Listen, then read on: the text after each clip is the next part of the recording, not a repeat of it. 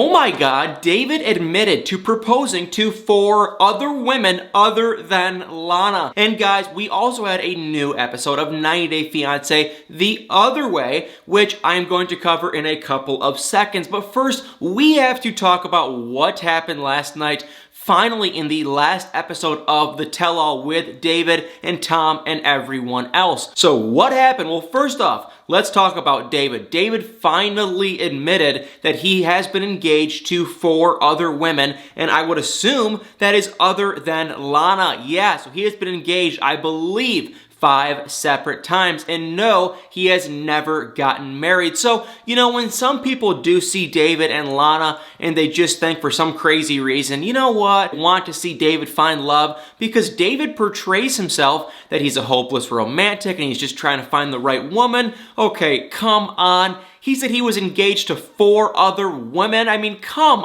on. This is a joke. It is ridiculous, and it got even worse, because some of David's friends came on the show and they were asked if they knew about him talking to Lana through this paid website where he can't even talk to her on Messenger or on Skype, and they had no idea. And David went as far to say that if he was to talk to Lana over Facebook or Skype or other kind of a messenger, that it would be illegal because of the International Marriage Regulations Act. I think that's the name of it. So come on, guys, I am done with David. Just a joke. And also, we saw Tom finally read this infamous note. Do you guys remember the note that he was going to go hand deliver to Darcy, and Darcy just took the note and ripped it to shreds because she didn't care? Tom finally read the note. Well, what did the note say? Hey, I will just save you guys the time for everyone that wants to hear it. Long story short, it wasn't very interesting. It was just him apologizing for being a jerk, which he was kind of being a jerk. And he just said, hey, I think you're a great lady, a great mom. I wish you nothing but the best, and I hope we can be friends. That was it. That was the big infamous note that everyone wanted to read. And for the last night's episode of 90 Day Fiance the other way, we had some unbelievable stuff happen. Starting off with what happened with Yazan and Brittany. Now, they are not together yet. This couple, Brittany, is still in Florida. Yazan is in his hometown waiting for Brittany to come. But while we wait, we heard Yazan say last night that his parents aren't very on Team Brittany. They're not really rooting for them because they would prefer for him to marry one of his relatives. Yeah, I said that word right, relatives. They want him to marry one of his cousins, which I was like, what did you just say? Like, it was unbelievable. He was saying it to the cameras, and then, you know, unfortunately, the producers or no one else asked, like, what did you just say? Can you repeat that? Because that is unbelievable. So I guess maybe over there in his country, it's common, because he said that his parents are related, and that's just kind of what you do over there. So I can't believe it. Very shocking. Brittany, she was jumping on a plane to go over to see him, and in the preview for when they do finally get to see each other face to face in the airport, it sounds like Yazan isn't very happy, and they have an explosive breakout fight. I have no idea what over. Maybe the fact that Brittany is still married. Maybe the fact that Brittany doesn't wear very culturally approval clothes. Or maybe the fact that she has no interest whatsoever in converting over to his religion, which he told his brother that she wants to convert. And Brittany told him that she doesn't want to convert. So there's so many mixed match things going on in this relationship. I don't buy it. I think it is fake. However, I did think it was hilarious and odd that Yazan said that his parents wanted him to marry one of his relatives. And I do have to make one comment on Brittany's dad. Man, this guy, I really sincerely felt bad for this guy. I genuinely like him. I don't even know how I feel about Brittany and Yazan yet because it's so early. But Brittany's dad, I think he is a single dad. He seems to just have a gigantically full heart, huge smile. He just seems so happy and sad to see his daughter go, and it made my heart melt. So Brittany and Yazan, put in the comments below what you guys think of that couple. And we also saw Ji-hoon and Devin, and oh my God, guys, people, what is wrong with Ji-hoon? Oh my God, I mean, I'm sick of it. I'm done. I am legitimately frustrated watching this guy. I'm just so annoyed. It's like this guy is just like a 10-year-old child. He's immature. Devin is now going back over to Korea to be with Ji-hoon with their kids. And it's like, he won't get a job. He told Devin, yeah, don't worry about the money. I got a job. And Devin says, well, how much money does this job pay? And all of a sudden, Ji-hoon starts saying, I maybe like this or that. He wouldn't even give her a set in stone number because the job is fake. We ended up seeing in the preview for the next episode, Ji-hoon told his friend, yeah, I don't have a job. I lied to Devin. It wasn't true.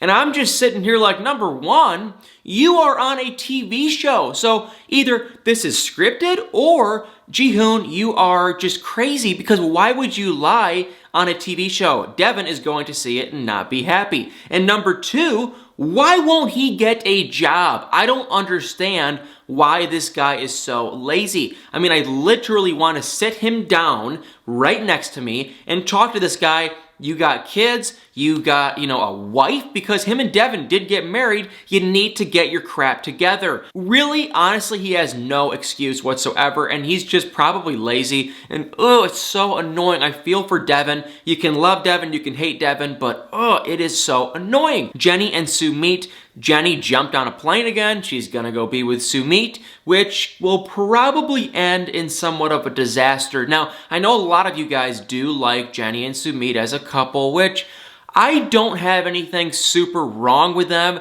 It's just Jenny is significantly older than Sumit, number one. Sumit has lied to her on several different occasions about catfishing her and, being married and other stuff too. So clearly we can't trust Sumit. Once a liar, always a liar in my eyes. And I think he's going to continue to lie. I will say one thing, and that is that Sumit sat down with his younger brother, and his brother just said, hey, our mom doesn't approve Jenny, and Sumit kind of finally just stood up and said, hey, I love her. I want to see our parents support me and Jenny, but I think he is going to choose Jenny in the long run. We'll have to wait and see how this plays out when they are together, but are they in love? Yeah, it kind of seems like they actually kind of are. Kenneth and Armando, yeah, I'm kind of indifferent on this couple now. At first, I liked them a lot. I still really actually do like them, even though we haven't even seen these people together, but I think they're both just two normal people in a relationship. That's kind of just it. There is a ginormously huge age gap between the two, but the problem I see is going to happen, and Armando has kind of hinted at it, is people in Mexico aren't very supportive of same-sex marriages, and I think they're going to get some hate, and I think they're going to get some hate even from Armando's family. Armando said that he came out to his parents like 3+ years ago, and he never really talked about it ever since because they weren't very supportive. Okay, well, Kenneth is leaving Florida to go to Mexico to be with Armando. Now, I know Armando and Kenneth are going to move like 3 or 4 hours away from Armando's hometown, so there'll be some space and some distance, but it's like, geez, they're going to be where his family that isn't very supportive, they're going to be in the same country. They're going to be a couple hours away. I'm sure they're going to visit pretty often. It's like, I don't like that. I would have really loved to see Armando try and come here over to the US, and I know that would be extremely difficult and more costly and everything else because Kenneth, it sounds like, can just pick up and move to Mexico, whereas if Armando wanted to come here, it'd be a long, lengthy, expensive process. I get it, but I just would love to see it be the other way because Kenneth has, I think, 4 kids who seem to love him dearly and they're extremely supportive, and I would have liked to see just Armando and his daughter be over here and they can make one ginormously big happy family with everyone, whereas if they go over to Mexico, it might crumble and get explosive and get ugly. But hey, maybe they can go to Mexico, they can hit it off, and maybe eventually they can come back to the States. I have no idea. We really didn't see much of either of them. We just saw Kenneth tell his kids that Armando is actually a lot younger than he's been claiming. He's like 31 years old, and I think his kids thought that he was closer to like his late 30s, so that was kind of awkward, kind of cringy, but at the end of the day, they still seem to be pretty supportive. And we saw Ariela, and she's with that Biniyam man, and it's just like, ugh. It's not gonna be good. Every little thing that gets brought up makes me believe more and more they ain't gonna work. I think what's going to happen with Ariela and Biniyam is she's going to go over to Ethiopia for some time. Maybe she'll even have the kid there, maybe not. Maybe she'll come back to the US and have the kid, and she's going to stay in the US or go back to the US. I think she has no intentions whatsoever of staying in Ethiopia, and I think Biniyam is either going to come to the US, or if he can't come to the US because of everything going on and whatnot, then he is just going to stay in Ethiopia and maybe try again with someone else, because Ariela isn't his first shot at trying to come to America. Yeah, I had no idea, but he has another kid, and from what it sounds like from Ariela, it was a very oddly similar situation to what she is going through right now. Biniyam met an American woman, she got pregnant, and then, Ariela's kind of like, wow, we have a lot of similarities, me and his ex. So Biniyam hasn't talked to his ex in 2 years, and he hasn't even talked to the kid in 2 years, which is a huge red flag in my mind, because how can you go 2 years without talking to your kid?